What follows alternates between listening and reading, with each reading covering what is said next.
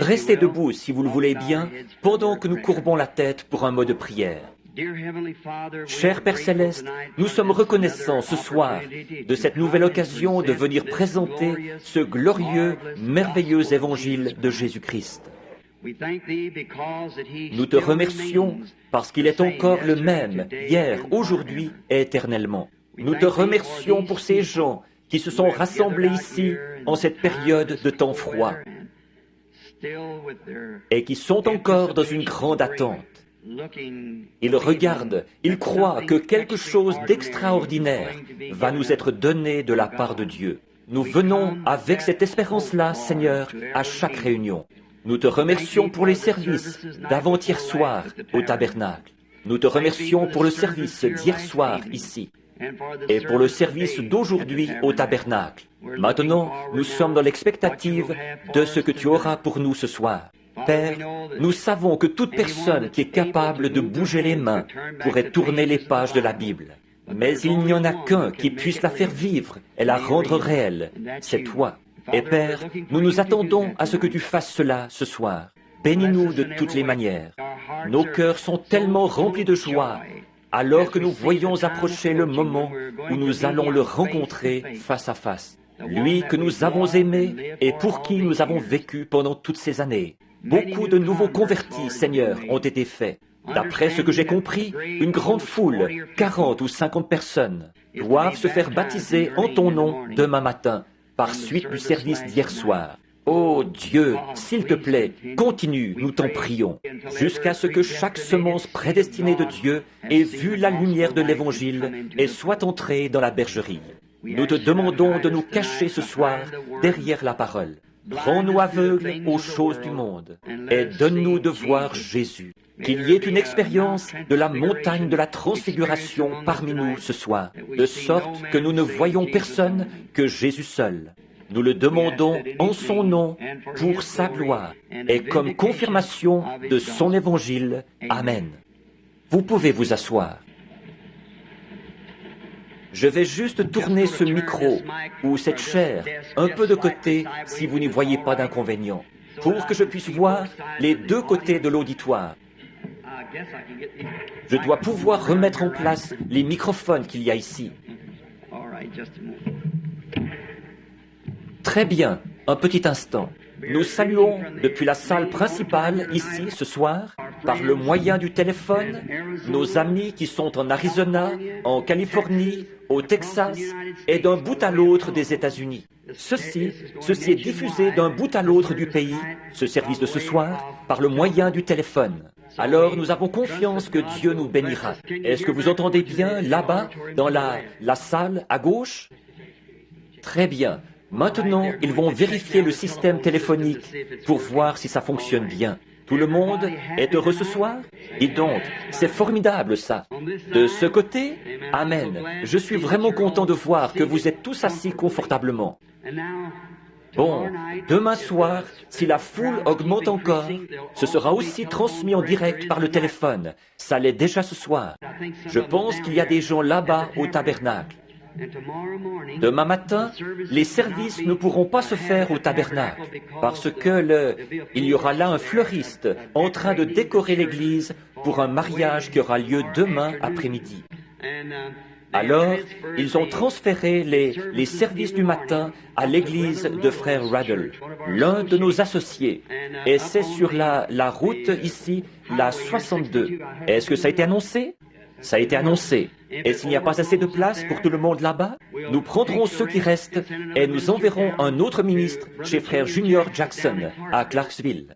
La raison pour laquelle nous faisons ça chez frère Raddle, c'est que c'est près d'ici et nous avons pensé que vous pourriez trouver le lieu plus facilement. Alors, nous allons arranger quelque chose d'une façon ou d'une autre. Et bien nous assurer de faire tous ces baptêmes demain.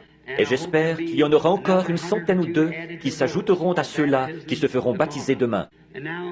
Maintenant, demain soir, je n'aime jamais annoncer à l'avance le sujet d'une prédication. Mais un soir, pendant le service ou un jour, je voudrais parler sur le sujet de qui est ce Melchisédek. En effet, c'est un sujet dont, je pense, nous vivons autant de ces révélations. Et c'est la question qui s'est posée tout au long de l'âge. Qui est cet homme? Et je crois que Dieu a la réponse. Qui il était?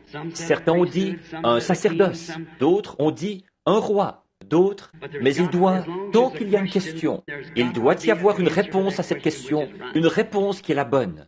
Il ne peut pas y avoir une question sans qu'il y ait d'abord une réponse. Maintenant, nous avons confiance que Dieu nous donnera une bénédiction de sa parole ce soir, alors que nous la lirons. Et Billy m'a demandé de vous dire que vous aviez vraiment bien collaboré avec les gens ici, les préposés au stationnement, la police et tout. Continuez, c'est très très bien ça. Nous espérons voir le moment, peut-être dans un proche avenir, où nous pourrions peut-être apporter la tente ici en ville, et la monter ici au stade de baseball, où nous pourrions rester pendant quelque temps, peut-être pour un réveil de 3 ou 4 semaines continuelles. Ici, on vient à peine de faire connaissance. Qu'il faut déjà se dire au revoir et repartir. Mais j'aimerais venir lors d'un voyage pour un séjour long, à un moment où nous pourrions rester, qu'on ne soit pas obligé de s'arrêter au bout d'un soir ou deux, mais qu'on puisse vraiment rester et enseigner le jour et le soir continuellement. Peut-être que quelqu'un rentrera à la maison, nourrir les poulets, traire les vaches, et reviendra la semaine d'après pour continuer avec le service. J'aime ça. Alors, que le Seigneur soit avec vous. Bon, avant que je reparte, peut-être dimanche matin ou dimanche soir, ou à un moment donné, à l'un de ces services-là, je sais que vous êtes tous dans l'attente d'entendre le message sur la vérité concernant le mariage et le divorce, ce qui est l'un des grands problèmes du jour. Et aussi sûr que je suis ici devant vous, je crois que la réponse correcte se trouve dans la parole de Dieu. Et c'est pour ça, je crois, que j'avais promis de revenir. Et je pense bien, à ma connaissance, que pour autant que je sache, je voudrais tenir un autre service ici, à Jeffersonville, le dimanche de Pâques. Et nous, pour le service du lever du soleil, et puis celui du dimanche de Pâques. Alors, nous annoncerons ça à l'avance, et nous essayerons d'obtenir peut-être la salle, si possible, ou un endroit pour le dimanche. Peut-être qu'on pourrait être là le samedi et le dimanche.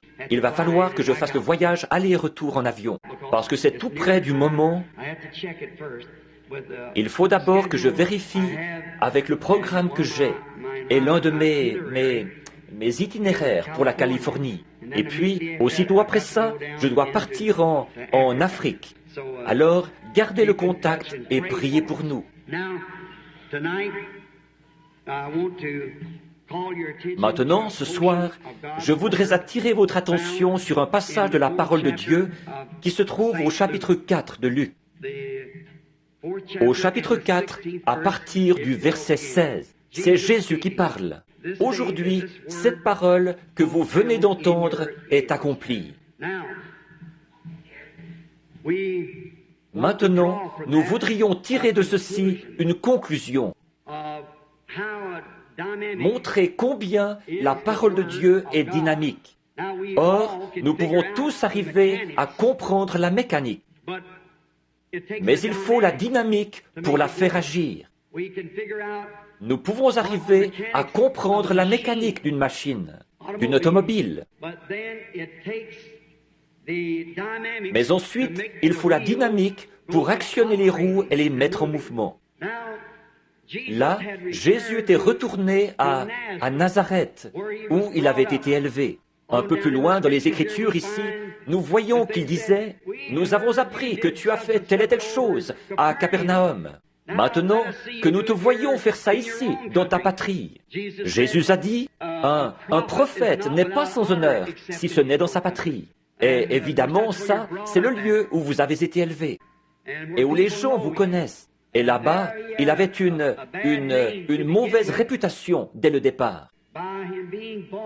Parce qu'il était né sans un père terrestre. Il disait de lui qu'il était un enfant illégitime. Qu'en fait, Marie était enceinte avant qu'elle se soit mariée officiellement avec Joseph. Mais ce n'est pas vrai. Nous savons que ce n'est pas vrai. Et ce passage de l'Écriture, ce qui m'a amené à poser les yeux dessus, C'est quelque chose qui est arrivé tout dernièrement à Phoenix, en Arizona. C'était le dernier jour de service où je devais parler à la Convention internationale des hommes d'affaires du plein évangile. Et pendant cette convention, il y avait un invité parmi nous, c'était un évêque catholique, qui est des rites chaldéens de l'Église catholique apostolique, le révérendissime Jean S. Stanley, OSD. Il est archevêque métropolitain des États-Unis dans l'Église catholique. Ceci, en fait, c'est sa carte et son adresse. C'était un invité parmi les hommes d'affaires chrétiens, et je l'avais vu là, la veille. Et quand je parlais le samedi soir, je crois, ou bien le samedi matin au petit déjeuner, pendant que je parlais, il n'arrêtait pas de m'observer. Je me suis dit, cet homme-là est en désaccord avec tout ce que je dis, ça c'est sûr. Et vous savez, on pouvait facilement le voir. Il n'arrêtait pas de baisser et de relever la tête. Mais je ne savais pas au juste ce qui le travaillait. Alors, le dimanche après-midi, quand je me suis levé pour parler, j'allais prendre mon texte sur les douleurs de l'enfantement. Le passage où Jésus a dit que, comme une femme qui enfante, elle éprouve les douleurs de l'enfantement. Et alors, j'allais me servir de ça pour parler du sujet, les douleurs de l'enfantement, disant que le monde est actuellement dans les douleurs de l'enfantement. L'ancien doit disparaître pour que le nouveau puisse naître, tout comme une semence doit tomber en pourriture pour produire une nouvelle vie. Et que de douleurs d'enfantement ont frappé le monde. À la Première Guerre mondiale, elle a eu une douleur aiguë parce qu'il y avait des gaz toxiques et ainsi de suite qui pouvaient presque détruire le monde. Et à la Seconde Guerre mondiale, elle a été prise d'une autre douleur plus difficile à supporter. Il y avait des bombes de gros calibre et une bombe atomique aussi. Elle ne pourra pas supporter une autre douleur de l'enfantement. Avec ces missiles et ces choses qu'il y a aujourd'hui. Guerre de plus la projettera dans l'espace. En effet, maintenant, elle va accoucher. Et il y aura une nouvelle terre. La Bible dit qu'il y en aura une. Sous l'effet du message de chaque prophète, Israël a eu une douleur de l'enfantement. Parce que ces prophètes entraient en scène après que les théologiens et les membres du clergé avaient entraîné toute l'Église dans une forme d'organisation. Et quand ces prophètes entraient en scène avec l'Ainsi dit le Seigneur, ils secouaient ces églises. Alors, elle avait une douleur de l'enfantement. Finalement, elle a eu des douleurs d'enfantement jusqu'au moment même où elle a accouché d'un fils de l'Évangile, qui était la parole elle-même faite chair.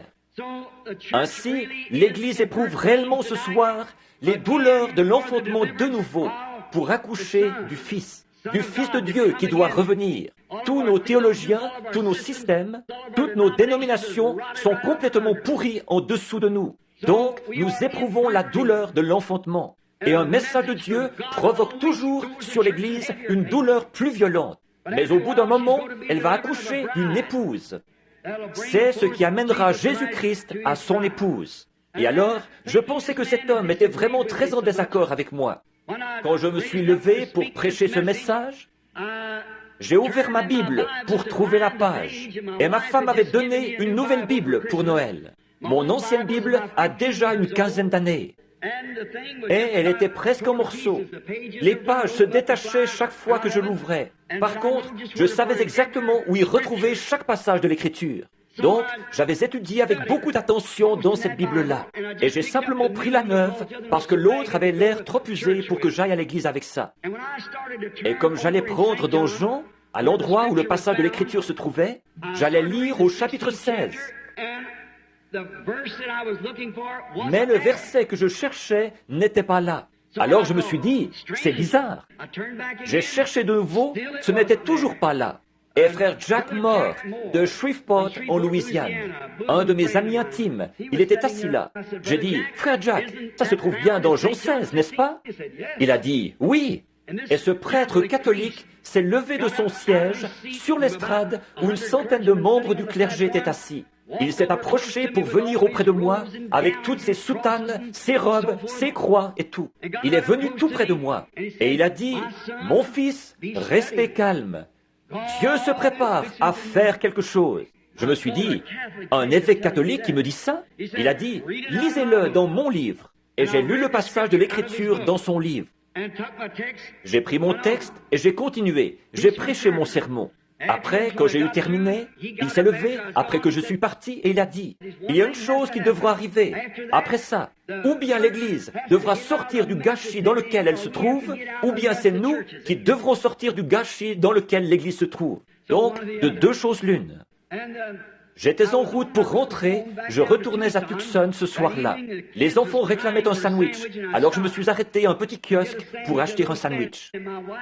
Et ma femme m'a dit, « Bill, je n'ai jamais été aussi mal à l'aise de toute ma vie, de te voir debout là, à chercher partout dans cette Bible. » Elle a dit, « Tu n'étais pas mal à l'aise, toi ?» J'ai dit, « Non. » J'ai dit, « Je savais que ça se trouvait là-dedans quelque part. Il n'avait pas inséré cette page-là, c'est tout. C'est une faute d'impression. » Et elle a dit, de penser que c'est moi qui t'avais acheté cette Bible. On aurait dit que tous les yeux étaient fixés sur moi là-bas. Et j'ai dit, eh bien, ce n'était pas de ta faute. C'était une faute d'impression dans cette Bible. J'ai dit, ils n'ont pas inséré cette page-là, c'est tout. Eh bien, je me suis mise à l'examiner de nouveau. Elle était tout ce qu'il y a de plus parfait. Mais le chapitre 16 se termine, il y en a une partie qui s'arrête à environ 3 pouces du bas. Et l'autre, le chapitre 17, de l'autre côté, fait la même chose. Et comme c'était une Bible neuve, ces 2 pages étaient parfaitement collées ensemble. Et je lisais dans le chapitre 17 au lieu du chapitre 16. Bon, j'ai dit, tout ça, c'est bien.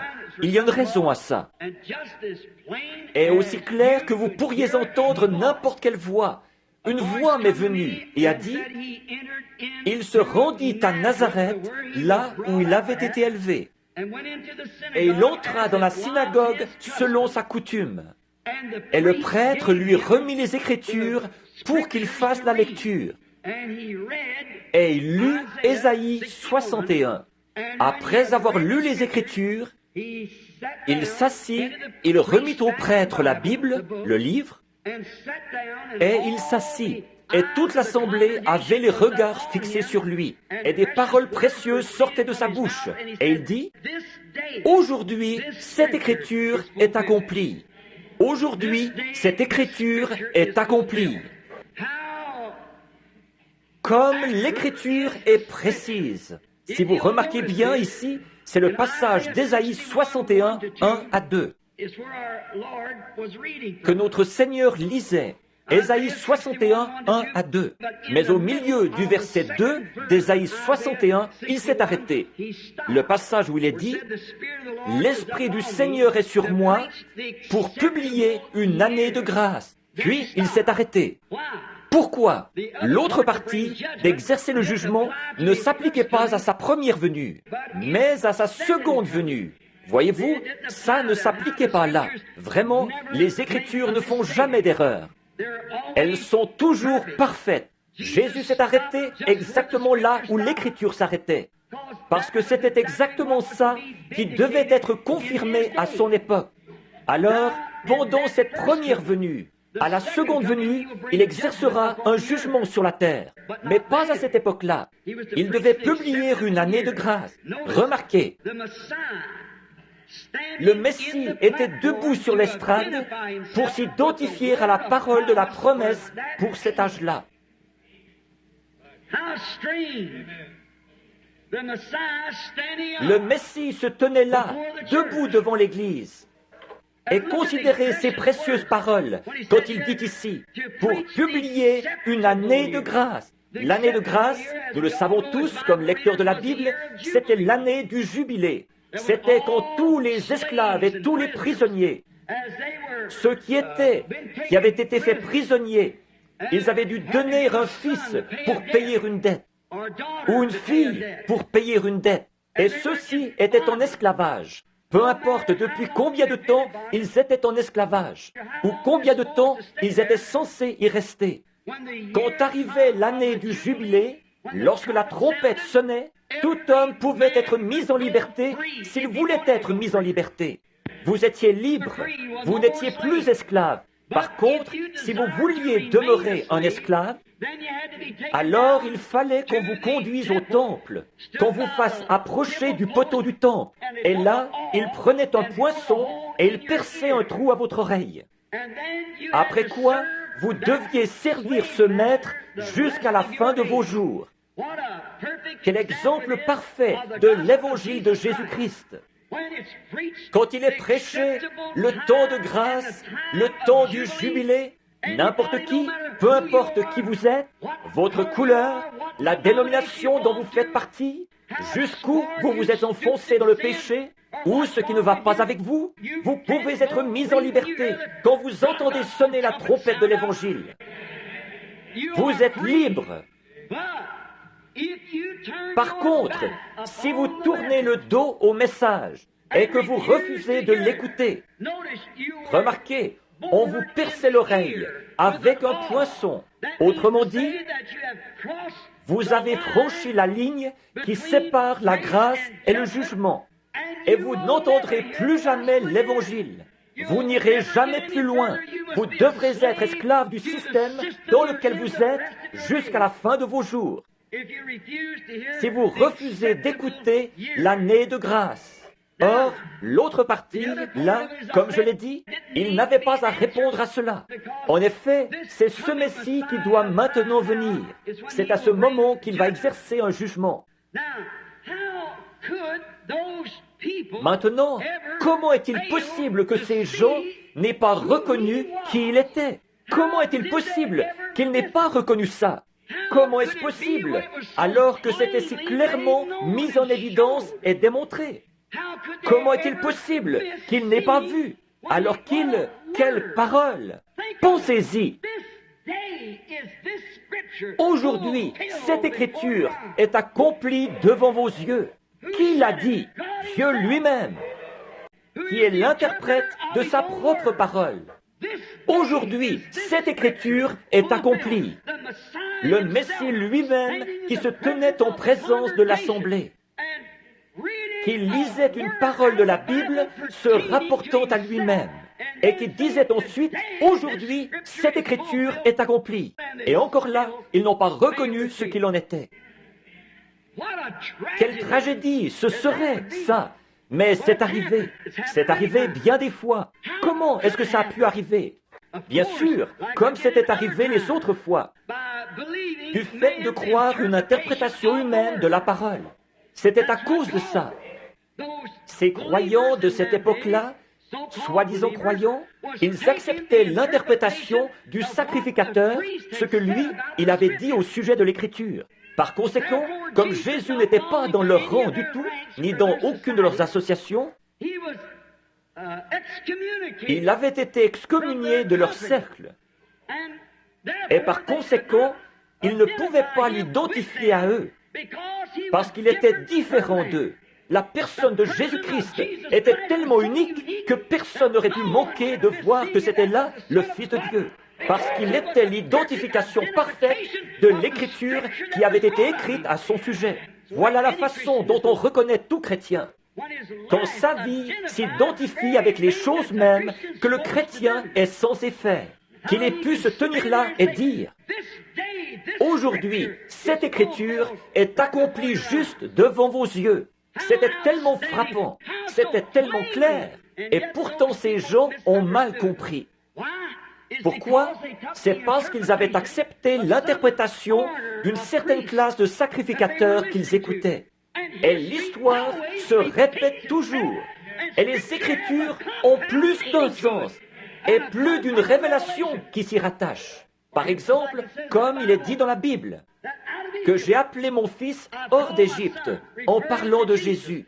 Consultez la note en marge là, et vous verrez que ça se rapportait aussi à Jacob, ce même passage de l'Écriture. Jésus était son fils majeur. Jacob était bien son fils, qu'il avait appelé hors d'Égypte. C'est ce que la référence de Scofield et toutes les autres références donnent pour ça, parce que c'est le passage de l'Écriture auquel ça faisait allusion. Donc, il y avait à ça un double accomplissement. Il y avait un accomplissement en Jacob qui avait été appelé à sortir et en Jésus qui avait été appelé à sortir. Et c'est pareil aujourd'hui. C'est pour ça que nous sommes dans la confusion autant que nous le sommes. Et que les gens n'arrivent pas à voir la vérité de Dieu. C'est pour ça qu'il y a trop d'interprétations humaines de la parole de Dieu. Dieu n'a besoin de personne pour interpréter sa parole. Il est son propre interprète. Dieu a dit au commencement que la lumière soit, et la lumière fut. Ça n'a besoin d'aucune interprétation. Il a dit, une vierge concevra, et elle l'a fait. Ça n'a besoin d'aucune interprétation. Alors que l'interprétation que Dieu donne de sa parole, c'est quand il confirme et qu'il prouve qu'elle est vraie. Voilà l'interprétation qu'il en donne. C'est en l'exécutant. Voilà où est l'interprétation de Dieu.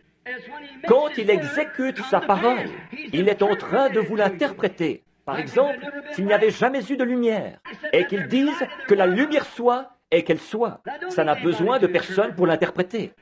Mais nous y mêlons des systèmes faits de main d'homme. Et quand on fait ça, on dérègle la chose. Ça s'est toujours passé comme ça. Mais je m'imagine encore combien ça a dû être impressionnant. Pensez-y, le Messie. Pourquoi ne l'ont-ils pas reconnu? Parce que leurs conducteurs, ceux-là même qui auraient dû le reconnaître, qui auraient dû être versés dans l'Écriture, qui auraient dû comprendre les Écritures, ils ont déprécié cet homme. Et ils ont dit, il est un enfant illégitime au départ. Nous ne pourrions pas croire ça. Des années plus tard, nous ne croyons pas ça. Nous serions prêts à mourir pour la cause, de soutenir qu'il était un fils né d'une vierge. Et il viendra un jour où les choses mêmes que nous voyons Jéhovah accomplir aujourd'hui, les hommes des âges à venir, s'il y en a, mourront pour la chose même dont nous sommes en train de parler aujourd'hui. Vous serez obligés de le faire quand la marque de la bête sera appliquée et qu'on ne vous donnera pas l'autorisation de prêcher l'évangile comme ceci. Quand cette grande union des églises se fera, ce qui est en train de se mettre en place maintenant pour former l'église mondiale, vous devrez sceller votre témoignage de ceci avec votre propre vie. Il faut que vous y croyiez maintenant. Si ces sacrificateurs qu'il avait condamnés pouvaient ressusciter, ils ne le condamneraient pas. Mais vous dites, si j'avais été là, moi, j'aurais fait telle et telle chose. Eh bien ça, ce n'était pas votre âge. Mais c'est maintenant votre âge. C'est maintenant le moment. Vous dites, eh bien, s'il était ici, la Bible dit, il est le même hier, aujourd'hui, éternellement. Le même. Donc, il est ici. Mais il est ici, alors que le monde a été civilisé, qu'il est devenu plus important, plus instruit. Il est ici sous la forme de l'esprit, qu'ils ne peuvent pas tuer ou mettre à mort. Il est mort une fois. Il ne peut plus mourir. Il devait être fait chair pour que Dieu soit mis à mort dans la chair à cause du péché. Mais cette fois-ci, il ne pourra plus jamais mourir. C'est le Saint-Esprit. Or, comment s'imaginer qu'il lui reprochait ces choses-là? Une autre chose, c'est qu'il refusait de se joindre à leur rang. Alors, voyez-vous, ça aussi, ça faisait de lui un mauvais sujet. Il refusait d'adhérer à leurs organisations, il refusait d'adhérer à leur sacerdoce, et il ne voulait avoir rien à faire dans ces choses-là. Et puis, en plus de tout ça, il cherchait à démolir ce qu'eux avaient construit. Il est entré dans le temps. Nous disons de lui que c'était un homme doux. Il l'était. Mais souvent, nous ne comprenons pas bien ce qu'est la douceur. Il était un homme de compassion. Et pourtant, parfois, nous ne comprenons pas ce qu'est la compassion. La sympathie humaine, ce n'est pas ça qui est la compassion. Mais la compassion, c'est de faire la volonté de Dieu. Il est passé par la piscine de Bethesda, la porte. Des gens étaient couchés là, des foules de gens. Des foules, c'est un nombre indéterminé. Mais des foules de gens étaient couchés là, des estropiés, des aveugles, des boiteux, des paralytiques. Et il avait de la compassion pour les gens, toujours. Et il est allé à une seule personne. Quelqu'un qui n'était ni estropié, ni aveugle, ni boiteux, ni paralytique. Peut-être qu'il souffrait de la prostate. Peut-être qu'il avait une petite infirmité qui traînait. Ça faisait 38 ans qu'il avait ça. Ça n'allait pas l'affecter, ça n'allait pas le tuer. Il était couché sur une paillasse. Et il a dit, « Veux-tu être guéri ?» Et cet homme a dit, « Je n'ai personne pour me jeter dans l'eau. Mais pendant que j'y vais, eh bien, quelqu'un descend avant moi. » Voyez-vous, il marchait, il voyait, il se déplaçait. Seulement, il était faible, c'est tout. Et Jésus lui a dit, « lève-toi, prends ton lit et va dans ta maison. Et Jésus a été interrogé là-dessus. En effet, vous vous rappelez que l'Écriture dit ça. Ça n'a rien d'étonnant. S'il venait à Jeffersonville ce soir et qu'il faisait un geste comme celui-là, encore là, il ferait parler de lui. Mais souvenez-vous, il était venu pour accomplir une seule chose. C'était la volonté de Dieu. Or, c'est dans Jean 5, 19, là, que vous trouverez la réponse. Il a dit, en vérité, je vous le dis, le Fils ne peut rien faire de lui-même, mais ce qu'il voit faire au Père, voilà ce que fait le Fils. Or, ils auraient dû savoir que c'était la confirmation même de la prophétie de Moïse, car l'Éternel, votre Dieu, suscitera un prophète comme moi. Avez-vous remarqué, quand il a vu cet homme, il a dit, Jésus savait qu'il était dans cet état depuis de nombreuses années. Voyez-vous, comme il était prophète, il a vu cet homme dans cet état. Il est allé là-bas et il s'est frayé un chemin en contournant ces gens. Il avançait à petits pas parmi la foule jusqu'à ce qu'il ait trouvé l'homme en question. Il est passé à côté des estropiés, des boiteux, des aveugles et des paralytiques. Et pourtant, c'était un homme plein de compassion. Mais la compassion, c'est de faire la volonté de Dieu. Alors, nous le retrouvons puisqu'il refusait de s'associer avec eux, qu'il ne voulait avoir rien à faire dans leur rang. Alors, c'était un indésirable. Il ne voulait avoir rien à... En plus de ça, un jour, il est entré dans le temple. Un homme est entré là, et il a trouvé la maison de Dieu à peu près aussi souillée qu'elle l'est aujourd'hui. Ils achetaient, vendaient, changeaient la monnaie, et il a renversé les tables où se trouvait la monnaie. Il a pris des cordes et les a tressées, et il a chassé les changeurs du temple à coups de fouet, et il les a regardés d'un regard furieux. Il a dit, « Il est écrit, Alléluia, la maison de mon Père est une maison de prière, mais vous en avez fait une caverne de voleurs. Et vous, par vos traditions, vous avez annulé les commandements de Dieu. Oh, est-ce qu'une bande de gens comme cela pourrait jamais croire en lui? Non, monsieur. Ils s'étaient tellement vautrés comme des cochons dans la boue de la société et dans la souillure de l'époque qu'ils étaient embourbés dans le carcan ecclésiastique à un point tel qu'ils ne pouvaient pas ressentir les vibrations de la puissance du Dieu Tout-Puissant. Ce n'est pas étonnant qu'une petite femme ait pu toucher son vêtement et être guérie par cela, alors qu'un soldat ivre a pu lui cracher au visage et il n'a senti aucune vertu. Ça dépend de votre façon d'aborder cela. Ça dépend de ce que vous cherchez. Quand vous allez à l'église, ça dépend de ce que vous cherchez. Maintenant, nous le voyons debout là-bas. Sans doute que les gens avaient déjà été mis en garde. Les sacrificateurs avaient mis les gens en garde. Bon, il viendra ici le sabbat prochain. Et quand il viendra, ne l'écoutez surtout pas.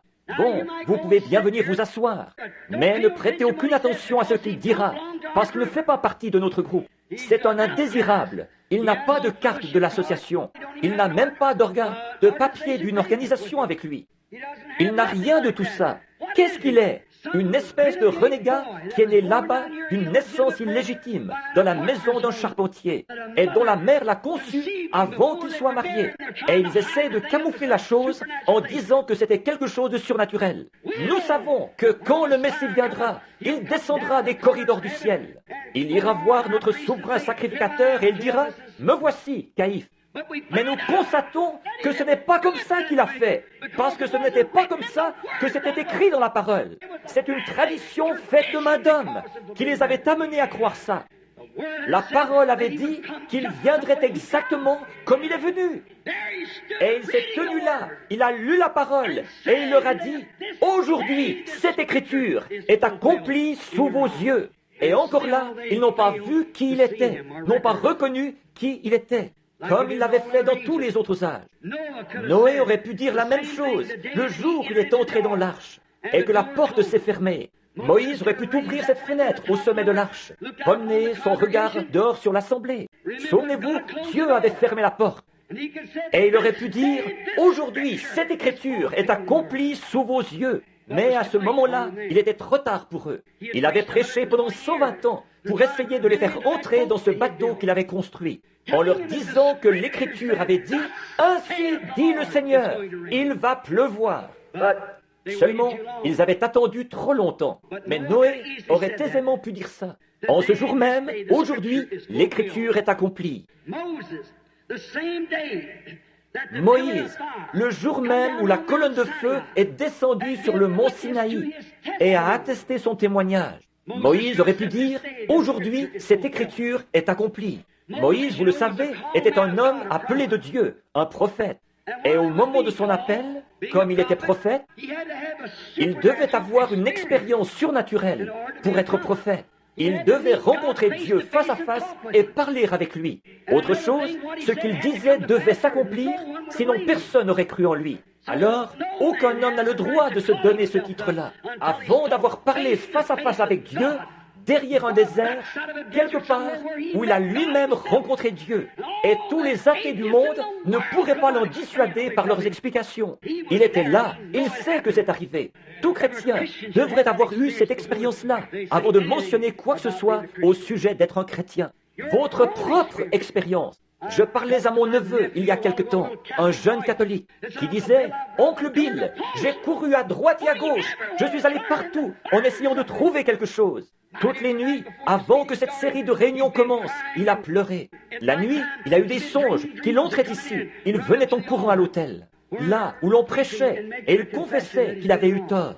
J'ai dit, Melvin, peu importe où tu essaieras d'aller, à combien d'églises tu adhéreras, combien de « Je vous salue Marie » tu réciteras, ou combien de bénédictions tu recevras d'un homme. Il faut que tu naisses de nouveau de l'Esprit de Dieu. C'est la seule chose qui satisfera le cœur humain. Ça, je sais qu'on en a un substitut aujourd'hui de la nouvelle naissance. Il suffit de serrer la main du prédicateur et de mettre votre nom sur le registre.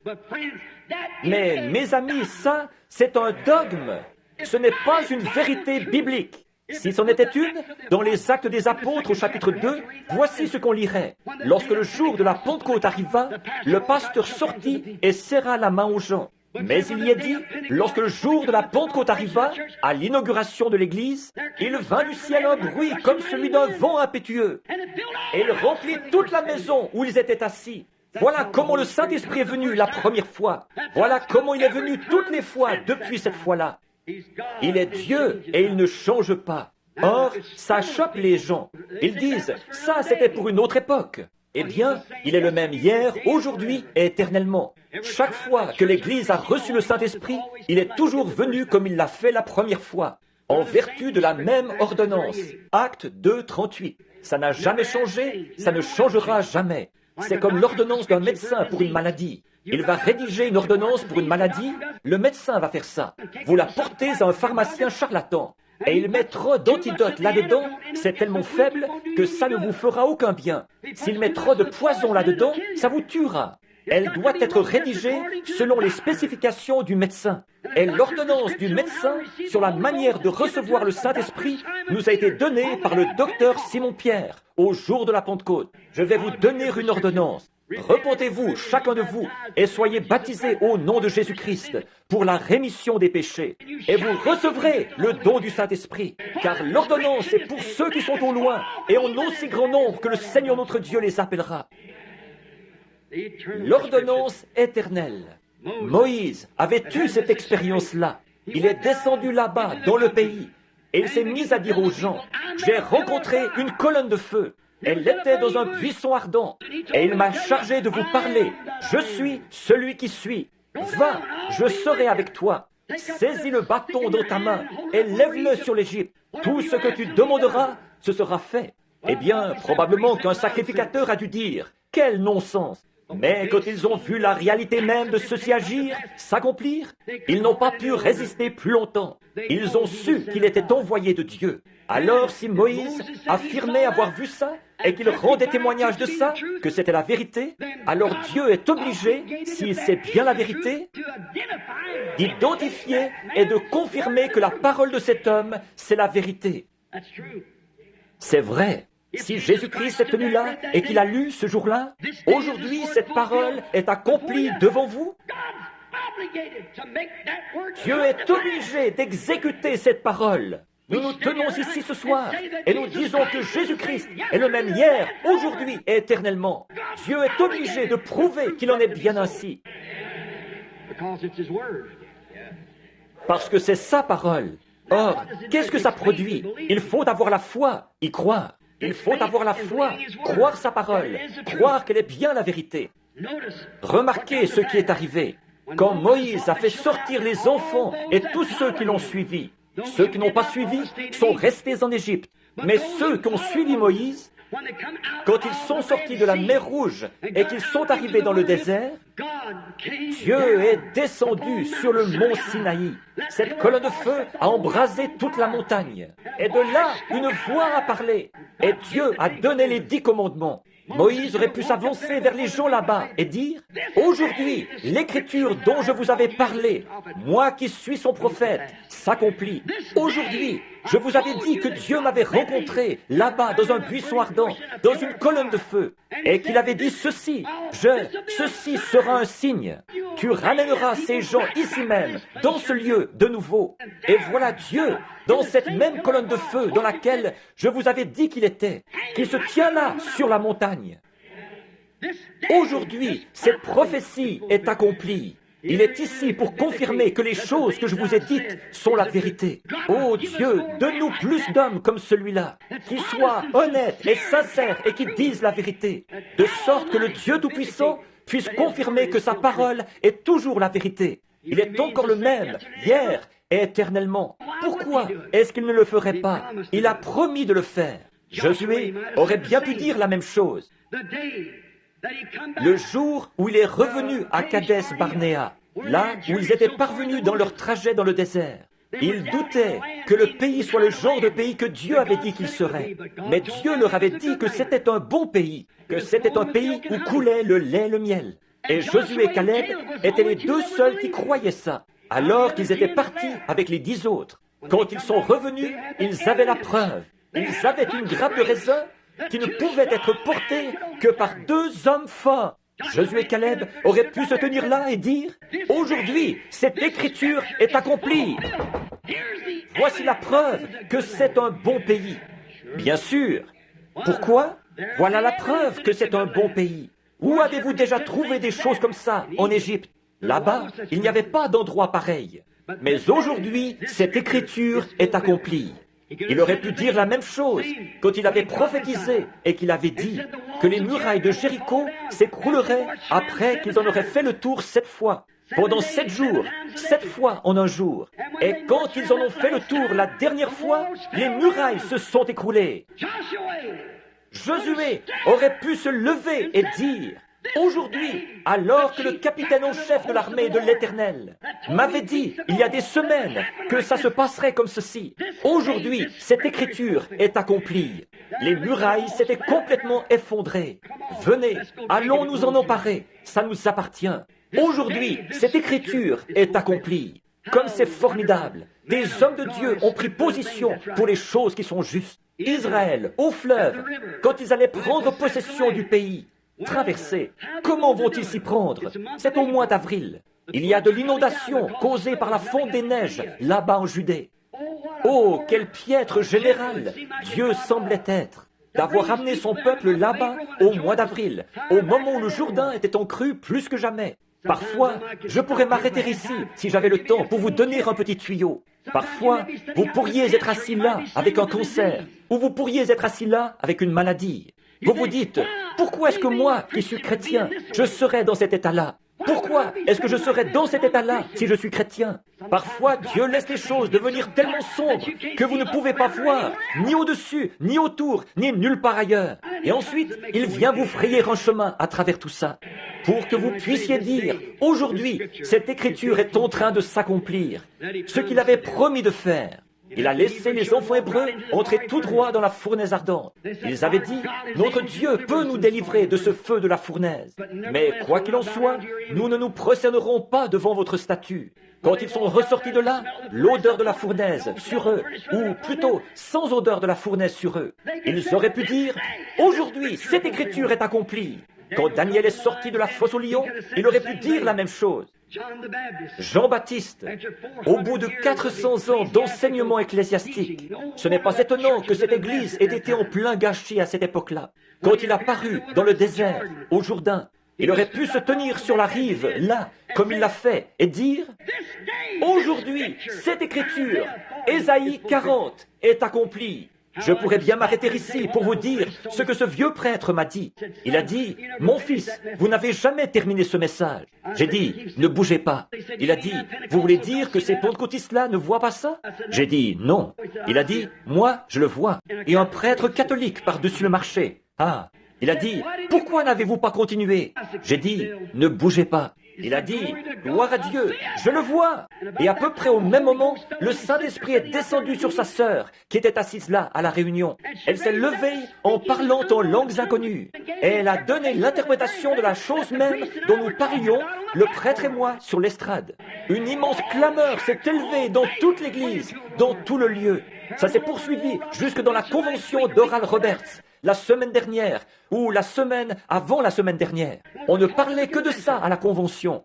Ce prêtre qui, là, sous l'action du Saint-Esprit, il a été révélé dans l'auditoire par l'entremise d'une femme, c'était sa sœur, je crois, ce qui était en train de se passer là-haut sur l'estrade. La chose même que nous cachions a été révélée. Cette heure où nous vivons, aujourd'hui, cette écriture est accomplie. Aujourd'hui, les lumières du soir sont venues et nous ne les voyons pas. Remarquez, Jean a dit, aujourd'hui, je suis la voix de celui qui crie dans le désert, comme l'a dit le prophète Ésaïe. Préparez le chemin du Seigneur. Ils n'ont pas compris. Ils disaient, oh, tu es Jésus, tu es le Christ, plutôt. Il a dit, je ne suis pas le Christ. Il a dit, je ne suis pas digne de délier ses souliers. Mais, il a dit, il est au milieu de vous quelque part. En effet, il était sûr qu'il serait là. Il serait là à son époque, puisque Dieu lui avait dit que c'était lui qui allait présenter le Messie. Un jour, un jeune homme passait par là, et il a vu comme une lumière au-dessus de lui, un signe. Et il s'est écrié, « Voici l'agneau de Dieu. Aujourd'hui, cette écriture est accomplie devant vous. » C'est sûr. Au jour de la Pentecôte, Pierre s'est levé et il a cité leur écriture, Joël 2, 38. Alors qu'ils étaient tous là à rigoler, ces gens-là. Ils n'arrivaient pas à parler dans leur langue à eux. Ils baragouinaient autre chose. La Bible dit des langues séparées. Séparées, c'est une langue partagée. Ils ne disaient rien. Ils ne faisaient que baragouiner. Ils couraient dans tous les sens, comme une bande de gens ivres. Ils disaient tous, « Eh bien, ces gens sont ivres. Regardez-les. Regardez comment ils se conduisent. Ces femmes et ces hommes, ils font du désordre. » C'est ce que disait ce groupe religieux de l'époque. Pierre s'est levé au milieu d'eux. Il a dit, « Hommes, frères, vous qui séjournez à Jérusalem et vous qui habitez la Judée, sachez que ces gens ne sont pas ivres comme vous le supposez, car c'est la 3e heure du jour. Mais c'est ici ce qui a été annoncé par le prophète Joël. Dans les derniers jours, je répandrai mon esprit sur toute chair. Aujourd'hui, cette écriture s'est accomplie. Certainement, Luther est arrivé à l'heure. Wesley est arrivé à l'heure. La Pentecôte est arrivée à l'heure. Il n'y a rien qui fait défaut. Maintenant, je vous demande de considérer l'âge et le temps où nous vivons actuellement par rapport à la parole promise pour aujourd'hui. Si autrefois, dans les autres âges, des hommes ont pu dire « Aujourd'hui, cette écriture. Aujourd'hui, cette écriture. » Alors, qu'en est-il de l'écriture pour aujourd'hui? Qu'est-ce qui est promis pour aujourd'hui? Où en sommes-nous? À quelle heure vivons-nous? Alors que l'horloge indique, que l'horloge de la science indique. Minuit moins 3. Le monde est affolé. L'Église est dans un lit de corruption. Plus personne ne sait où il en est. Il est quelle heure du jour? Qu'en est-il de l'écriture pour aujourd'hui? La situation de l'Église, ou la situation de l'Église d'aujourd'hui. Dans le monde, la politique, notre système mondial, s'est pourri au possible. Je ne suis pas un politicien, je suis un chrétien. Mais ce n'est pas mon affaire de parler de politique. Mais je voudrais simplement dire qu'ils sont pourris des deux côtés. J'ai voté une seule fois, c'était pour Christ. Je ne peux pas faire autrement que de gagner. Le diable a voté contre moi et Christ a voté pour moi. Ça dépend du parti pour qui moi j'ai voté. Je suis content d'avoir voté pour lui. Que le monde dise ce qu'il voudra. Moi, je crois toujours qu'il est le même hier, aujourd'hui et éternellement. Il le prouvera. Certainement qu'il le prouvera. Certainement. L'augmentation de la criminalité, de la délinquance juvénile. Regardez notre nation, qui était autrefois la fleur de la terre. Notre grande démocratie a été créée à l'époque à la déclaration d'indépendance. La déclaration d'indépendance a été signée et nous avons eu une démocratie. Et nos illustres ancêtres et les choses qu'ils ont faites. Nous avions une grande nation, mais elle est maintenant en train de pourrir, de s'effondrer, de trembler et de s'écrouler. Et ils cherchent à imposer les gens pour obtenir de l'argent à envoyer là-bas en vue d'acheter l'amitié de leurs ennemis. Et eux, ils nous renvoient ça en plein visage. Une première guerre mondiale, une deuxième guerre mondiale, et on se dirige encore vers une troisième. Certainement, la politique est pourrie, corrompue, pourrie jusqu'au trognon. C'est exactement ce que Matthieu 24 avait annoncé. Une nation s'élèverait contre une nation, un royaume contre un royaume. Toutes ces choses qui allaient se produire. Considérons ça maintenant. Très bien. Remarquez une autre chose. Les progrès de la recherche scientifique. Il fut un temps où, juste, mon grand-père allait voir ma grand-mère en char à bœuf. Maintenant, on a un avion à réaction, ou même un engin qu'on met en orbite dans les airs, dans l'espace. C'est grand. Qui donc avait dit ça?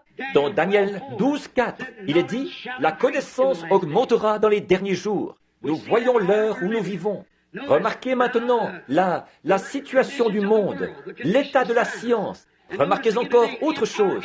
Aujourd'hui, dans notre système d'éducation, maintenant, n'essayez pas de nier ça. J'ai des coupures de journaux. Ils enseignent le sexe dans nos écoles, aux jeunes élèves à avoir des relations sexuelles l'un avec l'autre pour voir s'ils pourront vivre en couple dans le monde. Oui, monsieur. Et que dire de notre clergé? Ce soir, j'ai un article du journal, à Los Angeles, en Californie. Un groupe de membres du clergé, des baptistes et des presbytériens, des ministres. Ils ont fait venir une bande d'homosexuels et ils ont eu des relations homosexuelles avec eux, en disant qu'ils essayaient de les gagner à Dieu, alors que c'est l'une des malédictions de l'heure. Sodomite! Même que les policiers ont procédé à leur arrestation. Alors, où en sommes-nous? Notre système tout entier est tombé en pourriture en dessous de nous. J'ai vu qu'il y a eu une augmentation de l'homosexualité aux États-Unis, que ça a augmenté de 20 ou 30% depuis l'an passé. Pensez à ça. Des hommes qui vivent avec des hommes, tout comme ils le faisaient à Sodome. L'augmentation de la criminalité, de la délinquance juvénile. À quelle heure vivons-nous? Aujourd'hui, cette parole de prophétie est accomplie. Le monde religieux, l'Église elle-même, l'Église appelée à sortir, ce que nous appelons l'Église appelée à sortir, le dernier âge de l'Église, l'âge de l'Église pentecôtiste. Où en est-il? Il est dans Laodicée, comme le dit l'Écriture. Aujourd'hui, ils ont levé les barrières. Leurs femmes sont à moitié habillées. Leurs hommes sont... C'est affreux. Certains d'entre eux qui se sont mariés 3 ou 4 fois, ils font partie du conseil des diacres et tout. Ils se sont relâchés et ont fait entrer la corruption. Parce qu'ils ont tenu conseil et ils se sont ralliés au monde. Et aujourd'hui, ils ont les meilleurs bâtiments qu'ils aient jamais eus. Quelque part, l'une d'elles est en train de construire une salle de 50 millions de dollars. 50 millions de dollars. Des pentecôtistes. Autrefois, ils étaient là, au coin, il y a 25 ans de ça, à battre du tambourin. Ils disaient, nous, parce que, dit l'Écriture dans Apocalypse 3, tu es riche. Que tu dis, je suis riche, je suis assise en reine. Je n'ai besoin de rien. Et tu ne sais pas que tu es malheureuse, misérable, pauvre, nue, aveugle. Et tu ne le sais pas. Aujourd'hui, cette Écriture est accomplie sous vos yeux. Amen. Amen, ça veut dire ainsi soit-il. Je ne me dis pas Amen à moi-même, mais je veux dire par là que je crois que c'est la vérité. Aujourd'hui, cette Écriture est accomplie. L'Église pentecôtiste est dans un état de Laodicée. Oh, il saute, il crie, et il s'emballe encore pendant qu'il y a de la musique. Quand il n'y a plus de musique, ou de musique de beatnik, comme certains d'entre eux jouent et qu'ils appellent le christianisme, quand ça s'arrête, toute la gloire est partie. Voyez, si c'est une vraie louange qui est de Dieu, il n'y a pas assez de sifflets, ni assez de puissance dans ce monde pour l'arrêter. Quand ça vient réellement de Dieu, ce qu'il faut, ce n'est pas de la musique entraînante. Ce qu'il faut, c'est que l'Esprit de Dieu descende sur elle. C'est tout ce qu'il faut. Il y a longtemps qu'ils ont oublié cela, parce qu'ils ont classifié le don du Saint-Esprit, le parler en langue, comme signe initial. Et j'ai entendu des démons et des sorciers parler en langue. Le Saint-Esprit, c'est la parole de Dieu en vous, qui s'identifie en acceptant cette parole. Sinon, ça ne peut pas être le Saint-Esprit. Si on dit que c'est le Saint-Esprit et qu'on renie une seule parole de cette Bible, ça ne peut pas être le Saint-Esprit. C'est ça la preuve, si vous croyez ou pas. Remarquez, un autre grand signe. Les Juifs sont dans leur patrie, leur propre pays, leur propre monnaie. Ils sont membres des Nations Unies. Ils ont leur propre armée.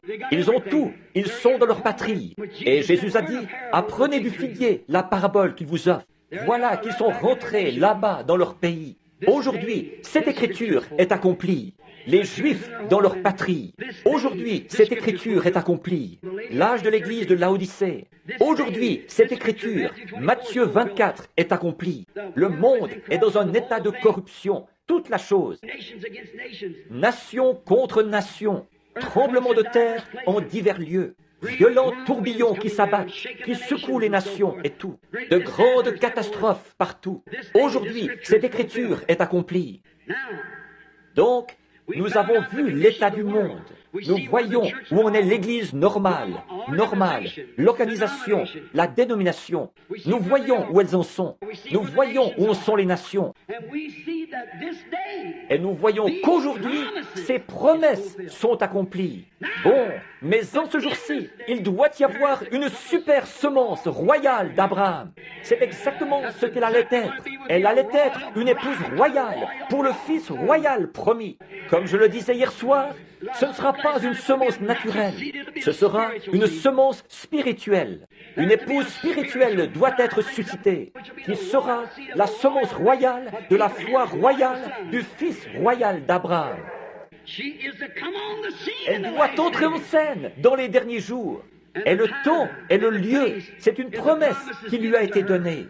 Selon Malachie 4, un passage de l'Écriture, il doit venir un message qui secouera le cœur des gens pour les ramener directement au Père apostolique. Quelqu'un doit entrer en scène, quelqu'un avec la puissance d'Élie qui entrera en scène, un homme du désert qui paraîtra et qui aura un message qui ramènera tout droit à la parole de nouveau. C'est l'heure où nous vivons. Alors considérez maintenant, je vous le demande en cette heure, à vous ici, les gens de Jeffersonville, en 1933, la lumière surnaturelle qui est descendue là-bas sur la rivière, le jour où je baptisais 500 personnes au nom de Jésus-Christ, alors que j'étais un jeune homme d'une vingtaine d'années. Qu'est-ce qu'elle a dit, Jeffersonville? Qu'est-ce qui se trouvait là, au bas de la rue Spring?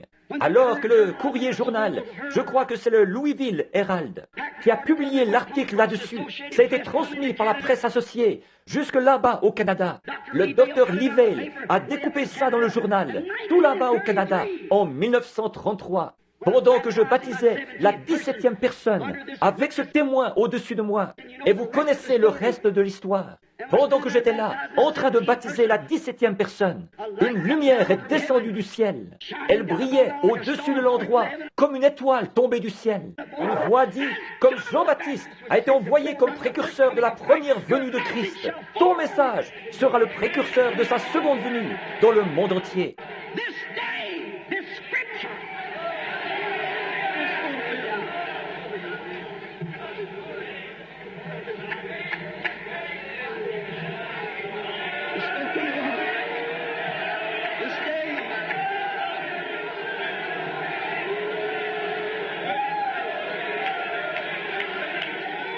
Aujourd'hui, cette écriture est accomplie. Aujourd'hui, Dieu l'avait promis. Qu'est-ce qui est arrivé? Aujourd'hui, cela a fait le tour du monde.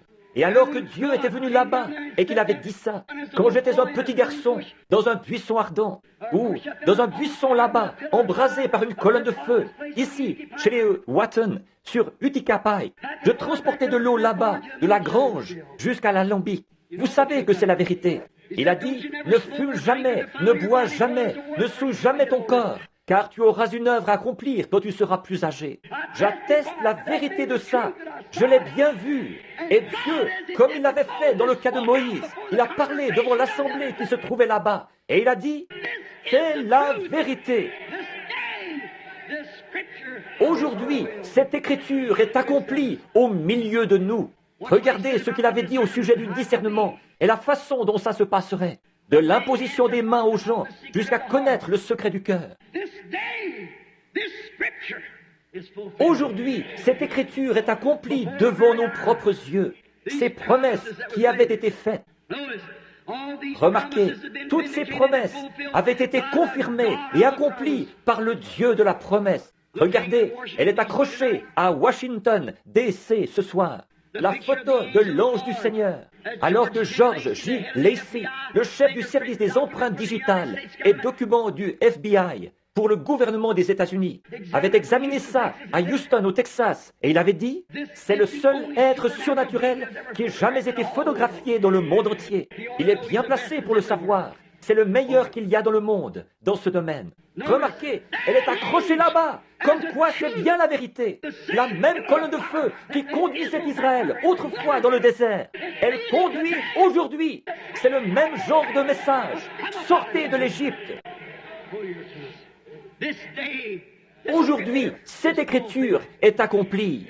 Vous savez quel a été le message, ce qu'il a dit. Considérez la vision de Tucson il y a 3 ans, quand j'étais ici, dans la rue.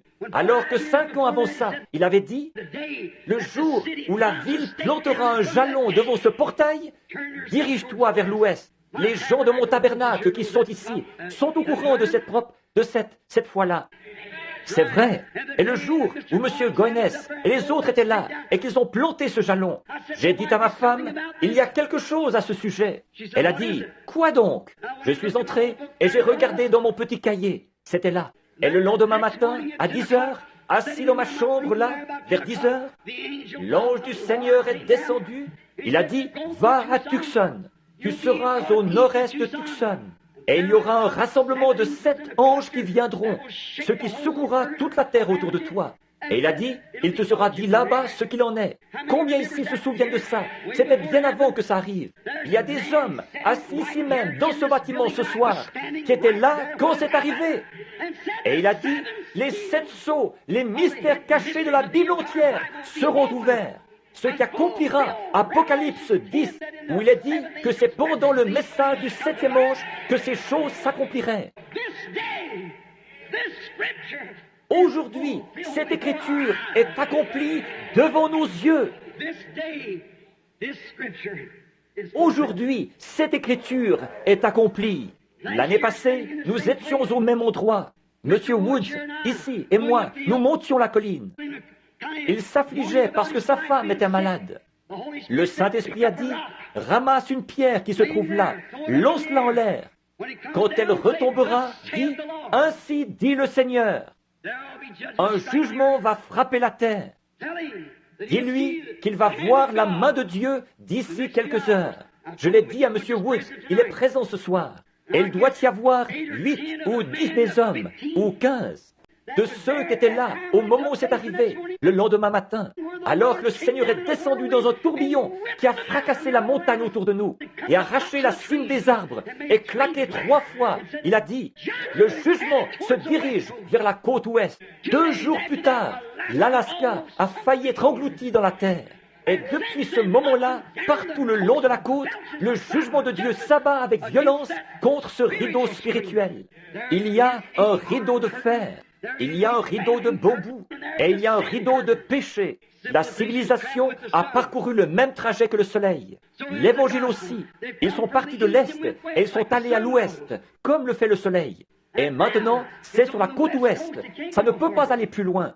Si ça va plus loin, ça retournera de nouveau à l'Est.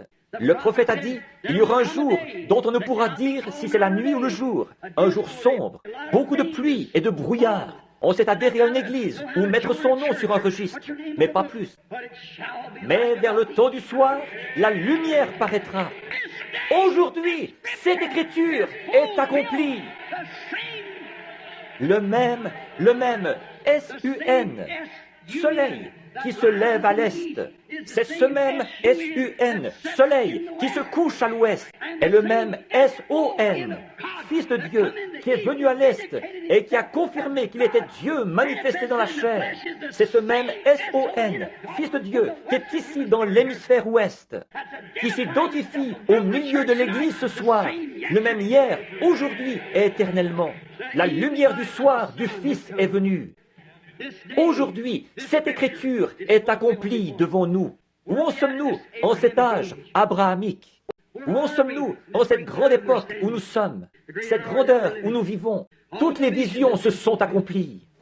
Et que dire de la foi où un jeune ministre de nos amis ici, d'une église sœur associée, Junior Jackson, est venu en vitesse nous voir un soir où j'étais là-bas. Il a dit, « Frère Branham, j'ai eu un songe qui me tracasse. J'ai vu tous les frères rassemblés sur une colline. Et il a dit, sur cette colline, vous étiez en train de nous enseigner en vous référant à des lettres qui étaient inscrites. On aurait dit des lettres que le temps avait gravées dans le roc. Quand vous avez eu terminé ça, que tout ça a été terminé, vous avez dit, approchez-vous. Et nous nous sommes tous rassemblés là-haut. Il a dit, vous avez tendu le bras quelque part et vous avez pris comme un genre de pied de biche. Vous avez donné des coups et vous avez ouvert le sommet de cette petite pyramide. Et à ce moment-là, il a dit, c'était de la roche de granit, avec rien d'écrit dessus. Et vous nous avez dit d'examiner ça. Et nous nous sommes tous mis à regarder. Il a dit, j'ai tourné la tête et j'ai remarqué que vous vous dirigiez vers l'ouest, à toute vitesse, vers le soleil couchant. Combien se souviennent de ça? Et je suis resté là un petit moment, jusqu'à ce que le Saint-Esprit révèle ce qu'il en était. J'ai dit, la Bible entière, toutes ces choses qui ont été révélées à l'homme, à travers la justification, la sanctification, le baptême du Saint-Esprit, le baptême au nom de Jésus, et toutes ces choses, elles ont été révélées. Mais il y a des secrets qui sont cachés à l'intérieur, parce que la Bible est scellée de 7 sceaux. Je dois aller là-bas pour découvrir ça. Ce matin-là, quand ces 7 anges sont descendus et ont ébranlé la terre, et que les pierres volaient dans toutes les directions, 7 anges se sont tenus là et ont dit, « Retourne à Jeffersonville d'où tu viens, car les 7 sceaux des 7 mystères seront ouverts. » Nous en sommes là aujourd'hui, nous comprenons la semence du serpent. Dans quelques jours, si Dieu le veut, nous allons comprendre avec exactitude ce qu'il en est du mariage et du divorce. Et toutes ces choses que Dieu a dévoilées, chaque sceau, les mystères depuis la fondation du monde. Et nous nous sommes réjouis de la présence de ces bénédictions. C'est vrai, aujourd'hui, cette écriture, le magazine Life a publié un article là-dessus. Un cercle mystique de lumière s'élève dans les airs au-dessus de Tucson et de Phoenix, de la même manière que je vous l'avais annoncé presque 1 an avant que ça arrive. Comment ce serait? Et que ce serait comme en triangle. La photo est accrochée dans l'église là-bas. Vous qui vous êtes procuré ce magazine, vous l'avez. Voilà, c'était là, exactement. Ils ont dit, il se trouve à une altitude de 27 000 et mesure 30 000 de large. Ils ne comprennent toujours pas ce qui s'est passé. C'est apparu mystérieusement et ça a disparu mystérieusement. Frère Fred Sothman, frère Jim Norman et moi, nous nous tenions là. 3 témoins, c'est une attestation. Comme ceux qui l'avaient emmené sur le sommet de la montagne, Pierre, Jacques et Jean, pour rendre témoignage. Nous nous sommes tenus là à regarder ça quand c'est arrivé. Et nous l'avons vu se produire. Le voilà, suspendu dans le ciel, tellement loin qu'il n'y a aucune humidité, aucune vapeur, ni rien qui puisse y former un brouillard. Comment est-ce que ça aurait pu se retrouver là? C'était les anges de Dieu qui s'en retournaient après leur message. Aujourd'hui, cette prophétie a été accomplie au milieu de nous. Aujourd'hui, cette écriture a été accomplie. Regardez bien, 7 sceaux ont été ouverts. Le tourbillon s'est dirigé vers la côte ouest. Maintenant, ne passez pas à côté comme eux l'avaient fait autrefois. Maintenant, fixons notre attention un peu plus près de notre jour. Qu'est-ce que l'Écriture dit à propos d'aujourd'hui et à propos du temps où nous vivons? C'est Jésus qui parle. Je n'aurai pas le temps de les prendre tous, mais je voudrais prendre celui-ci avant que nous terminions. Jésus a dit dans Luc au chapitre 17, le verset 30, Jésus-Christ lui-même, la parole. Croyez-vous ça? Jésus-Christ lui-même, la parole faite chair, a parlé et a dit ce que serait la parole au temps de la fin. Quel serait le signe de la fin du monde? Il leur a dit qu'une nation s'élèverait contre une nation. D'autre part, il a dit ce qui arriva au jour de Sodome. arrivera de même au jour où le Fils de l'homme sera révélé. Or, quand Jésus est venu sur la terre, il est venu en portant 3 noms de fils. Fils de l'homme, qui est un prophète, fils de Dieu et fils de David. Maintenant, il a vécu ici sur terre. Il n'a jamais dit qu'il était le Fils de Dieu. Il disait, « Je suis le Fils de l'homme ». Jéhovah lui-même a appelé Ézéchiel et les prophètes « Fils de l'homme ». En effet, il devait venir pour accomplir l'Écriture en tant que prophète. Moïse avait dit, « L'Éternel, votre Dieu, suscitera un prophète comme moi ». C'est pour ça qu'il ne pouvait pas être le Fils de Dieu là, parce qu'il était le Fils de l'homme. La parole est venue au prophète, et il était la parole dans sa plénitude. Fils de l'homme, le prophète majeur. Non pas le prophète majeur, mais le prophète Dieu. La plénitude de la divinité était corporellement en lui. Donc, il était le Fils de l'homme. Maintenant, pendant 2000 ans, il s'est fait connaître à nous en tant que Fils de Dieu, Esprit. Et dans le millénium, il sera Fils de David sur le trône. Ça, nous le savons tous, nous qui croyons les Écritures. Or, Jésus a dit, juste à la fin de cet âge de l'Église où nous vivons, que le Fils de l'homme serait de nouveau révélé de la même manière que ce qui s'était passé, comme ce qui était arrivé à Sodome. Observez historiquement comment il a exposé ça. Il a dit ce qui arriva au jour, en premier, de Noé.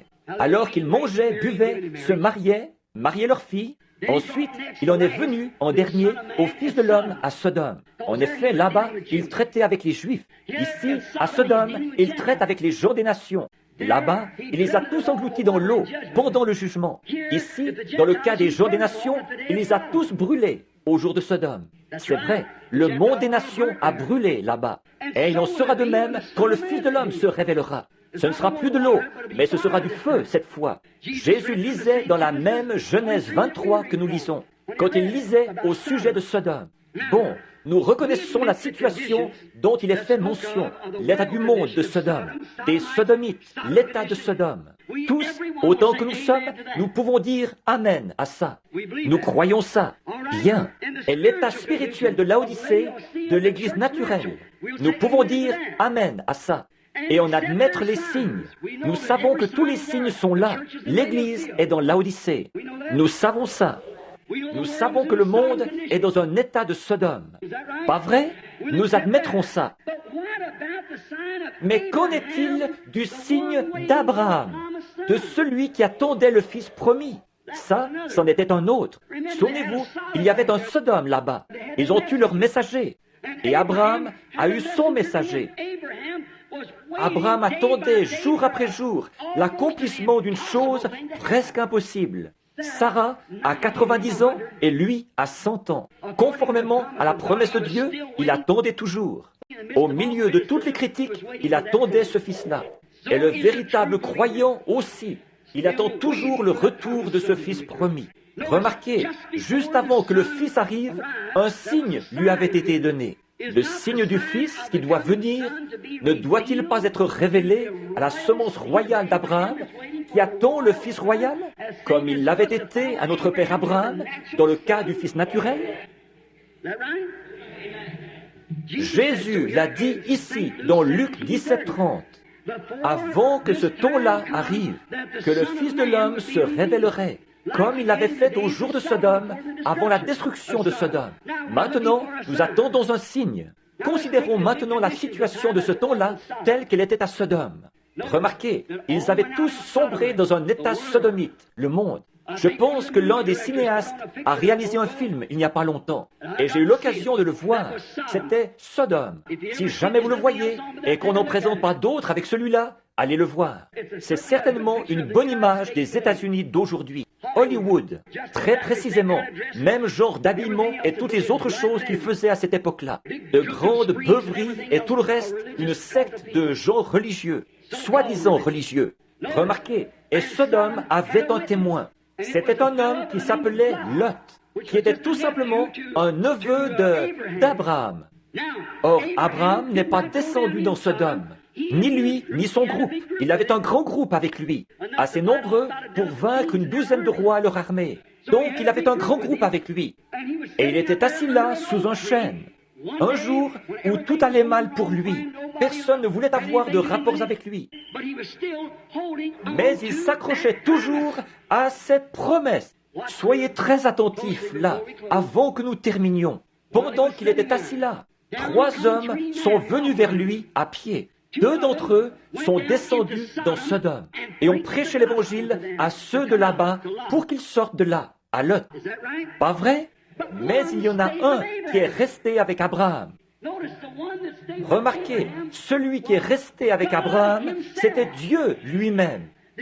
Les 2 autres, c'étaient des anges messagers. Or, là-bas à Sodome, ils n'ont pas fait de miracle. Ils les ont seulement frappés d'aveuglement. Et la prédication de l'Évangile les frappe toujours d'aveuglement. Maintenant, regardez le cadre dans lequel se situe cette époque-là. Il y a une église naturelle. C'est toujours en 3, comme je le disais hier soir, que Dieu est représenté. Il y avait les sodomites, les lotistes et les abrahamistes. Le monde est dans la même situation ce soir. C'est exactement là qu'il se situe. Permettez-moi de vous demander quelque chose. Regardez le cadre dans lequel se situe ceci maintenant. Abraham a appelé cet homme qui lui parlait Elohim. Le mot hébreu Elohim signifie celui qui est entièrement suffisant, celui qui est l'Éternel. Elohim, Dieu lui-même. Au commencement, Genèse 1 dit « Au commencement, Dieu ». Prenez le mot hébreu là ou plutôt le mot grec. Au commencement, Elohim créa les cieux et la terre. Et voici qu'il, dans Genèse, vers le chapitre 22 là, il dit encore, ou vers le chapitre 20, il a dit « Et cet homme-là, il l'a appelé du nom d'Elohim ». Pourquoi a-t-il fait ça? Dieu, représenté dans une chair humaine, qui s'est assis avec Abraham et qui a mangé un sandwich au veau. Il a bu du lait et mangé du pain. Dieu lui-même. Et il a disparu juste là, devant Abraham. Mais il lui a donné un signe. Remarquez. Et ce signe, c'était qu'il avait le dos tourné à la tente. Et souvenez-vous, Abraham, son nom était Abraham, quelques jours avant ça. Et Sarah, c'était Sarai avant ça. S-A-R-A-I, tréma. Ensuite, S-A-R-A. Et d'A-B-R-A-M en A-B-R-A-H-A-M. Abraham, ça veut dire père de nation. Maintenant, soyez très attentifs là. Et nous allons voir dans quel cadre se situe l'heure où nous vivons actuellement, puisque Jésus nous a dit de nous attendre à voir ce cadre-là. Nous avons vu que tout le reste correspond bien. Maintenant, voyons ce qu'il en est de la semence royale. Quel cadre, eux, ils sont censés voir. Alors cet homme a dit, « Abraham, où est ta femme Sarah ?» Et Abraham a dit, « Elle est dans la tente derrière toi. » Or, elle, il ne l'avait jamais vue. Comment savait-il que son nom à lui était Abraham? Comment savait-il que son nom à elle était S-A-R-A? Abraham, où est ta femme Sarah? Il a dit, elle est dans la tente derrière toi. Il a dit, je, un pronom personnel.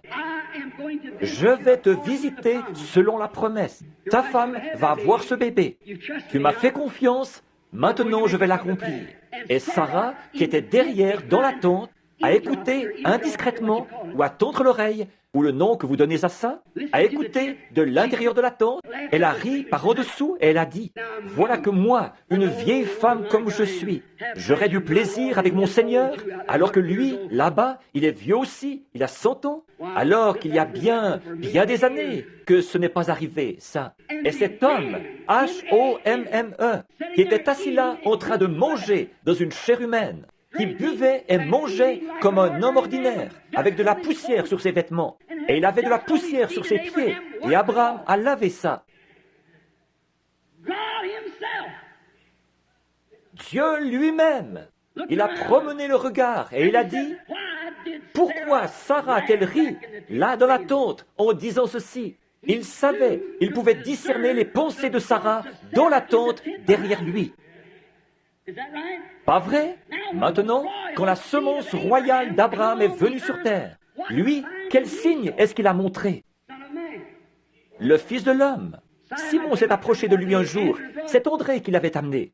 Il a dit, « Ton nom est Simon, tu es le fils de Jonas. » Qu'il a dit, Voyez, ça a fait de lui un croyant. Philippe est allé chercher Nathanaël et il est revenu. Il lui avait dit, viens voir un homme, celui que nous avons trouvé, Jésus de Nazareth, fils de Joseph. Il a dit, un instant là, peut-il venir quelque chose de bon de ce fanatisme?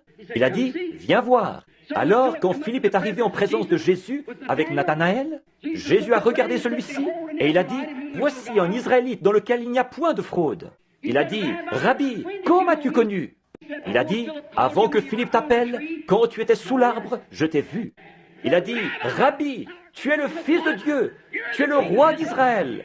Quand la petite femme au puits, dans son état d'immoralité, est arrivée dans un petit décor semblable à ceci, pour puiser de l'eau, Jésus avait envoyé ses disciples acheter des vivres. Quand elle s'est approchée pour puiser de l'eau, il a dit, femme, apporte-moi à boire. Elle a dit, vous n'avez pas coutume de dire ce genre de choses. Il y a de la ségrégation ici. Vous, les Juifs, là, vous n'avez rien à faire avec nous, les Samaritains. Nous n'avons rien à faire avec vous. Il a dit, mais femme, si tu savais à qui tu parles, c'est toi qui me demanderais à boire. Je te donnerai des eaux qu'on ne vient pas puiser ici. Il a découvert quel était son état, ce qu'il en était. Il a dit, va chercher ton mari et viens ici. Elle a dit, je n'ai pas de mari. Il a dit, tu as dit la vérité, tu en as eu 5, et celui avec qui tu vis maintenant n'est pas ton mari. Elle a dit, Monsieur, je vois que tu es prophète. Nous savons que quand le Messie sera venu, il nous annoncera ces choses. Jésus a dit, je le suis. Là-dessus, elle est allée à la ville en courant et elle a dit, venez voir un homme qui m'a dit ce que j'ai fait. Ne serait-ce point le Messie? Regardez bien, il a fait ça devant les Juifs et devant les Samaritains, mais jamais devant les gens des nations. Les gens des nations, c'est nous. À cette époque-là, nous étions des païens. Des autres nations, nous nous promenions avec une massue sur le dos. Nous adorions des idoles. Nous n'attendions pas du tout un Messie. Il apparaît uniquement à ceux qui l'attendent. Et nous sommes censés être en train de l'attendre. Mais ceux qui prétendaient être en train de l'attendre, l'Église elle-même, quand ils ont vu cette chose-là s'accomplir, ils ont dit, il est un démon, il est un diseur de bonne aventure, un Belzébul. Et Jésus a dit que ce péché leur serait pardonné, vu qu'il n'était pas encore mort. Mais il a dit, un jour, le Saint-Esprit viendra faire la même chose. Et de prononcer un seul mot contre cela, ce ne sera jamais pardonné. Ça, c'est ce jour-ci où tous les éléments de la parole doivent s'enchaîner. De prononcer un seul mot contre cela, ça ne sera jamais pardonné, ni dans ce monde, ni dans le monde à venir. C'était la semence royale d'Abraham. Et ici, cette semence royale d'Abraham, qui était venue à cause de cette identification de cet homme qui était assis là avec Abraham, il est venu pour prouver qu'il s'agissait du même Dieu. Et il a promis qu'en ce jour-ci, ce qui arriva au jour de Sodome, arrivera de même à la venue du Fils de l'homme. Au moment où il se révélera en tant que Fils de l'homme. Amen. C'est maintenant le jour où cette écriture doit s'accomplir. Regardez dans quel cadre nous nous situons aujourd'hui. Regardez l'Église ou le Fils de Dieu. Regardez ce jour sombre. Regardez toutes les prophéties. Maintenant, une chose étrange. Nos visiteurs devraient déjà être là. Dans ce cas, si le cadre doit être le même qu'à Sodome, ils étaient 3 qui étaient venus. 3 hommes remarquables envoyés du ciel. Nous admettrons ça. Ils étaient 3. Un est resté avec Abraham. Ils sont tous allés là pour commencer. Mais un est resté avec Abraham. Les autres sont descendus à Sodome. Pas vrai? Et Abraham, son nom avait été changé d'Abraham en Abraham. Pas vrai?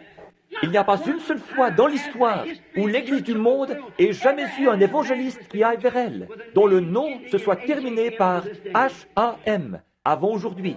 Billy, G-R-A-H-A-M. Pas vrai? G-R-A-H-A-M, 6 lettres.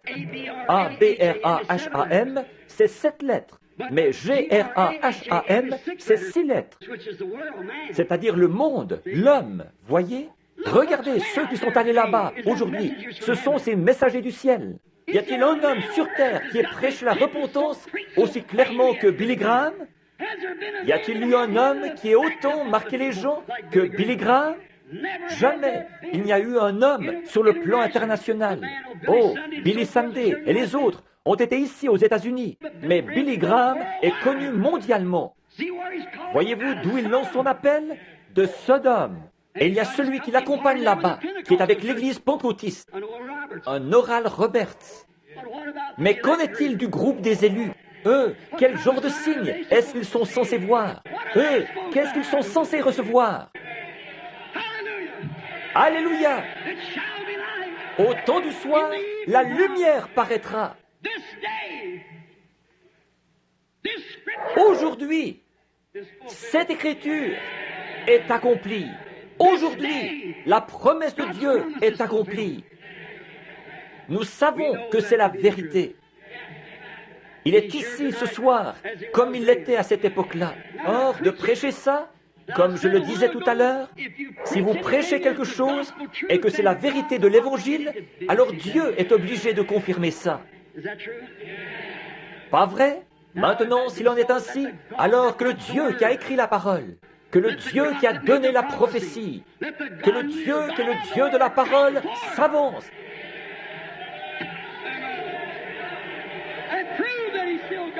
Et prouve qu'il est toujours Dieu. Comme Élie était monté sur la montagne, il observait Élisée, il était monté, il observait Élie. Il a dit, je veux une double portion. Et le manteau qui était sur Élie est tombé sur Élisée. Il est descendu là, il a plié cette couverture en deux, il en a frappé le fleuve, et il a dit, où est le Dieu d'Élie? Et la même chose qui s'était passée pour Élie s'est passée pour Élisée. Et le même évangile, la même puissance, le même Fils de l'homme qui existait hier, existe aujourd'hui et existera éternellement. Hébreux 13, 8. Croyez-vous ça? Alors je vous demande ceci. Je ne peux pas être lui, mais il est ici. Nous ne sommes qu'un porteur. Certains d'entre vous dans l'auditoire qui êtes malades et affligés et qui savez que je ne vous connais pas, que Dieu maintenant, si je peux m'humilier suffisamment, priez et demandez à Dieu. Je ne pense pas, il n'y a pas de carte de prière dans le bâtiment, n'est-ce pas? Non, nous n'avons distribué aucune carte de prière. Nous allons faire une réunion de prière ou de guérison des malades à l'église. Mais vous, priez, qui savez que je vous suis totalement inconnu. Voyez, vous me connaissez, vous de Jeffersonville. Je ne veux pas que ce soit les gens de Jeffersonville qui fassent ça. Je veux que ce soit les gens qui viennent de quelque part ailleurs. Voyez si Dieu révèle toujours. Voyez s'il est toujours le même, hier, aujourd'hui et éternellement. Faites comme la petite femme avait fait. Il passait, elle s'est dit, je crois en cet homme. Elle avait une perte de sang. Elle s'est dit, si je peux toucher le bord de son vêtement, je crois que je serai guéri. Pas vrai? À cause de sa foi, ce jour-là, l'Écriture s'est accomplie. Il a pensé le cœur de ceux qui avaient le cœur brisé. Il a guéri les malades et les estropiés. Quand elle a touché son vêtement et qu'elle est allée s'asseoir, il s'est retourné et il a dit, qui m'a touché? Comment est-ce qu'il a bien pu savoir ça dans cette immense foule? Probablement 30 fois plus de gens qu'il y en a ici ce soir, des milliers. Comment est-ce qu'il a su ça? Il a dit, qui m'a touché? Il n'a pas dit ça juste pour le plaisir de le dire. Il l'a dit parce que c'était vrai. Alors il a dit, qui m'a touché? Tout de suite, il a regardé autour de lui et il a vu la petite femme à l'endroit où elle se trouvait assise ou debout, quelle était la position dans laquelle elle se trouvait. Et il lui a dit que sa perte de sang s'était terminée. Ça, c'était Jésus hier. C'est lui aujourd'hui. Vous croyez ça? Je ne vous connais pas. Dieu, lui, vous connaît. Mais vous avez des douleurs aux côtés qui vous dérangent. C'est exact. Vous êtes assis là, en train de prier pour ça. Est-ce que je vous suis inconnu? Que nous sommes des inconnus l'un pour l'autre? Levez-vous si c'est le cas. Je ne vous connais pas. C'est cet homme-ci, juste ici au coin, ce jeune homme. Vous avez aussi mal à la gorge. C'est exact. Vous êtes en train de prier pour ça. Vous êtes dans un état de grande nervosité à cause de quelque chose. Vous allez être obligé de quitter cette série de réunions parce que vous êtes ministre. Vous avez des obligations, des choses dont vous devez vous occuper. C'est exact. Oui. Croyez-vous que Dieu sait qui vous êtes? Monsieur le révérend Smith, maintenant, vous pouvez aller être guéri. Jésus-Christ vous a guéri. Allez à votre réunion. Votre gorge ne va pas vous déranger. Qui a-t-il touché?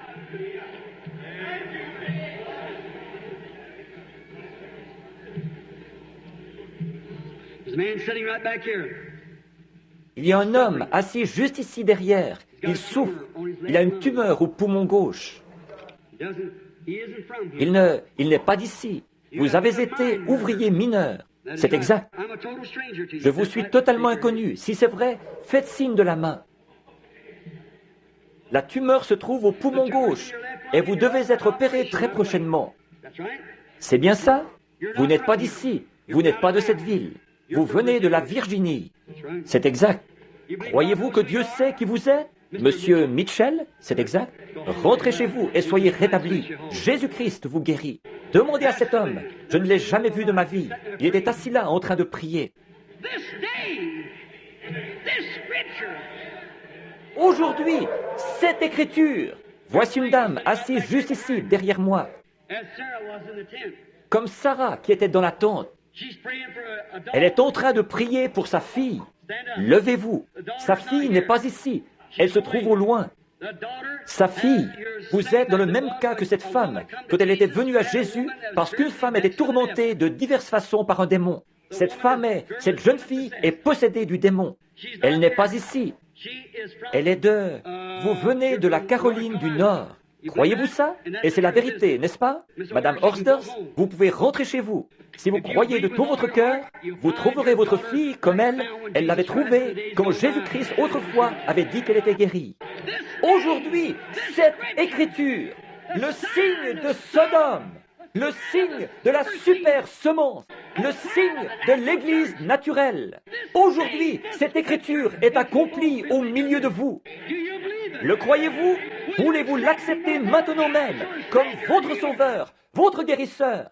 Levez-vous, chacun de vous, dites, j'accepte ma guérison. Je l'accepte comme mon sauveur. Je l'accepte comme mon roi.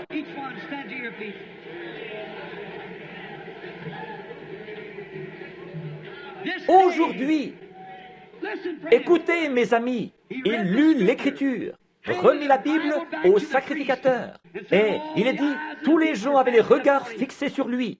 Il le regarda et dit, aujourd'hui, cette Écriture est accomplie. J'ai lu l'Écriture avec une douzaine ou plus de preuves que nous vivons au dernier jour. La génération qui verra le retour de Jésus-Christ sur la terre. Et je vous dis, ce soir, de nouveau, aujourd'hui, cette écriture est accomplie devant vous.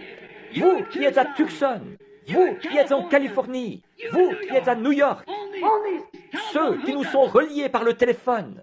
Aujourd'hui, cette écriture est accomplie devant vous. Réjouissons-nous et soyons dans l'allégresse, car les noces de l'agneau sont proches, et son épouse à elle, son épouse à lui, s'est préparée. Levons les mains et donnons-lui gloire, vous tous les peuples.